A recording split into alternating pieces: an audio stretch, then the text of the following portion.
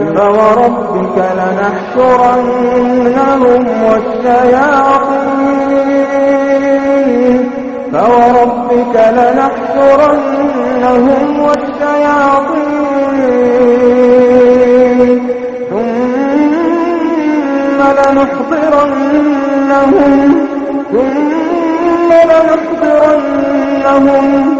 ثم لنحضرنهم حول جهنم جثيا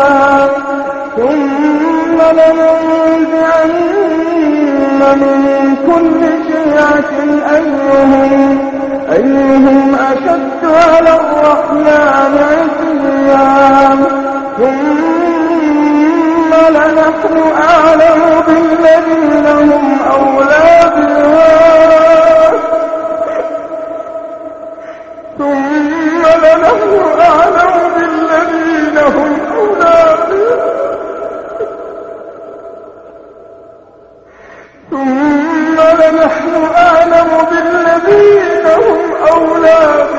ظليا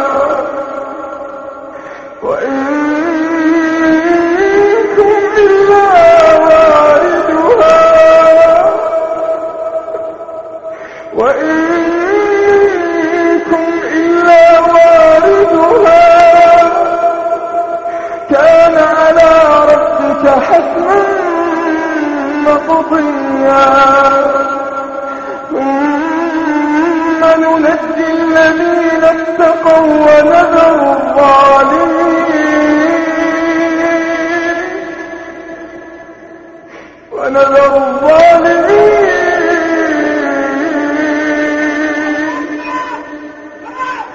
ونذر الظالمين فيها جثيا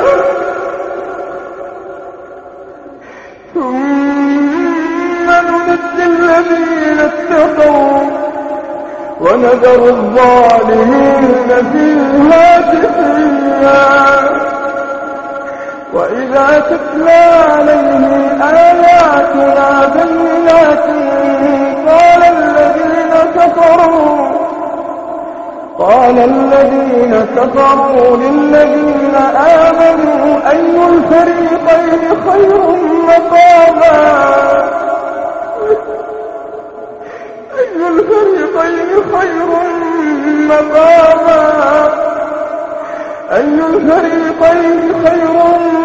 مقاما وأحسن نديا وكم أهلكنا قبلهم من قرن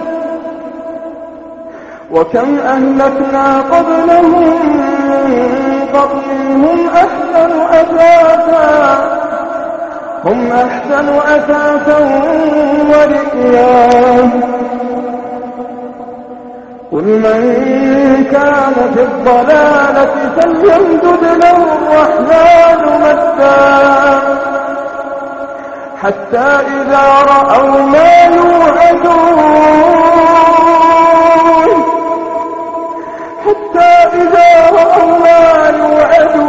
إما العذاب وإما الساعة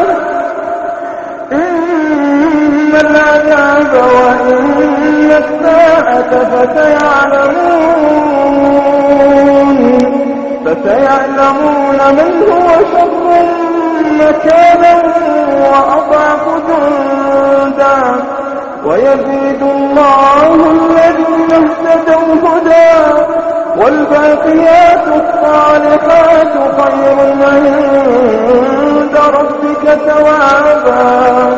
خير عند ربك ثوابا وخير مردا أفرأيت الذي كفر بآياتنا وقال لأوتين مالا وولدا أطلع الغيب أم اتخذ عند الرحمن عهدا كلا سنكتب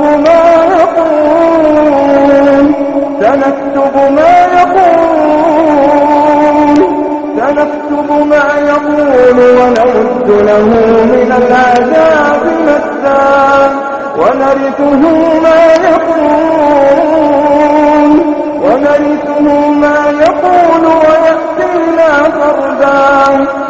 واتخذوا من دون الله آلهة ليكونوا لهم عزا كلا